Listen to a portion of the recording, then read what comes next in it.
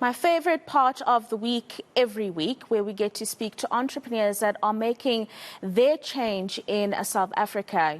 That's right, I'm talking about Entrepreneurship Sunday, my journey. And today we're focusing on the struggles of cleaners in the country and how to make it easier for them to find work or to be connected to clients in South Africa. For that, I'm joined by entrepreneur Nkene Moholo, who is the founder of Quick Clean, and it does just that, and I'm sure it does a lot more as well. Absolutely. Thank you very much for joining us this morning. And maybe tell us a little bit about Quick Clean and why you felt the need to establish it. I know that there is a story behind the birth of the business. Of course. So Quick Clean, I started it around about the beginning of this year. I did a lot of market research around Midrand, Waterfall area, speaking to a lot of customers in terms of what they would be interested in. So I saw a bunch of ladies standing on the road with plasters saying cleaning, ironing, washing, and I thought if this is a problem, there's a better way to solve it, basically, and using the internet, obviously, knowing that we're in 2022. So in speaking to the customers and speaking to the ladies, they were interested in working with us. So now we had to do a lot of market research just to find out if customers were to find an app and find a website to book and clean out, which is safe, which is convenient for them and fast, would they be able to do that and would they be interested? And after having those conversations, I found out that a lot of people are interested in that. So we went ahead building the app. It took a few months, a lot of market research while building the app, while I was still working. So I decided once the app was built, let me resign, focus 100% on this. You didn't? I did. Did you quit the safety of a salary every month on an app that you were still busy building or just finished building? Just finished building. Yeah. So I was working for 5 years, selling insurances to the whole country. So using that sales technique, knowing how to basically speak to a customer, find a need and a want, and then also knowing that while working there for 5 years, I started like 20, so now I'm like 27. So 5 years of fully grinding Monday in and out. I just left that, thought entrepreneurship might be the way. So now it's tough. It's really tough, but I'm enjoying it so far. You're enjoying it? I'm enjoying it so far. Yeah, tell us about that toughness that you are speaking about in terms of the challenges that you face and where Quick Clean is today. So currently the challenges we're facing, we build the product, which needs, obviously, as time goes on, we'll develop it depending on what the people say and what they like. But so far, it's a good product. So now we just want to make sure that we get the customers. That now we're trying to like scale the business in a perfect way instead of now just rapidly growing like everybody must know your name. We want to get the customers a niche that actually value the service, actually want to, so that we get recurring customers. And then once we get recurring customers, then we know that someone actually values this product, actually likes it. So then now we can grow it in a secure place or just slightly growing and scaling it in the best way possible. Are there any issues that you have had perhaps with a cleaner that perhaps didn't do a great job? And how do you navigate that? Because you don't have the benefit of being at McDonald's, where even if they sell you a really bad burger, you're probably going to go back next week. 1000%. With you as a small business, if you give bad service, chances are they're going to try another app next time and they might not come back.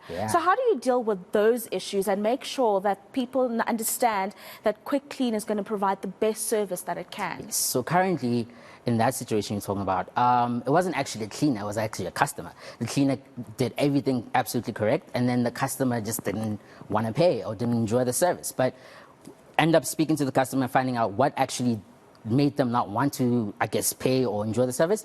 They just, I guess, the economic side of things. But we let that go. So in terms of the cleaners, so far we're working with experienced cleaners. We're trying to do a rigorous interview, understand how long they've been working, understand what strengths they have, weaknesses they have, and then put them out there. And then with the clients' reviews, what they say back, that's when we build from the negative or the positive and see what we can do for that. But in terms of the challenges now, it's more so dealing with the economic side of things, as well as understanding that domestic services, especially with the way the economy is, has fallen down. A lot of people are looking at their pockets, trying to see what can I spend, what can I not. So right now we want to make sure that the people we get are up to par and they provide the best service, so that once you get a client hooked, you want to make sure that the convenience is you keep pounding that convenience for them as well. And then we can grow in the industry that we're in now.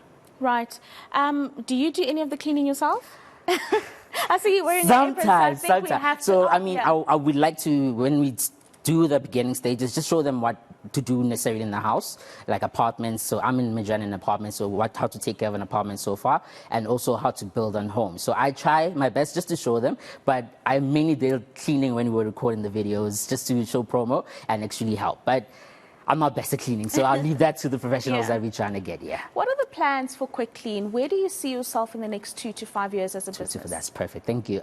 So right now, we want to grow really well. We want to make sure that we get the customers and the clients that we need now. So we're based in Joburg South, but we had a few customers like in Roodepoort, other customers in Joburg North as well. So we want to actually now see if we can cement where we are, get the customers where we are, and then scale rapidly like that. So get Joburg, maybe Pretoria, Gauteng, and then see if we can get the Cape Towns and the Durbans, but mainly be great at where we are so that the customers that we have here actually can spread. Because word of mouth, apart from ads, whatever, word of mouth is you trust your brother, you trust your friend more. If they tell you about the service, Quick Clean here, you go, they are good service, I'm sure we can get those customers. So we want to just grow like that. So in the next 2-3 years, we want to see if we can get funding. I know that it's tough. We're looking at VCs, you're looking at accelerators, incubations, so many options, but you want to find the right people with the right help, because I know I'm good at sales, I know I'm good at this, but I also have to know where my weaknesses are. So I want to get the right team involved, the right people who can help me with marketing, help me, I guess, open other doors for the company as well, and also assist the black ladies, because there's so many of them in the streets that we want to assist as best we can. Can't hire everybody, but we want to make sure that we get the right cleaners in the system, the right customers, find the gel between the two, and then we'll grow. So right now it's just basically, because I'm new to this entrepreneurship as well, so it's just taking in what I find, like basically every day there's a new challenge Something to new that you learn, yeah, exactly. So we want to excel in that. Yeah. And then just based on your journey as an entrepreneur, what advice do you think you could give a young person who's wanting to go on the journey, perhaps build an app for whatever service it may be? What piece of advice would you give them just based on what you've learned as someone who's created a business via an app? So my piece of advice, it sounds so minuscule, sounds like, but I would say start.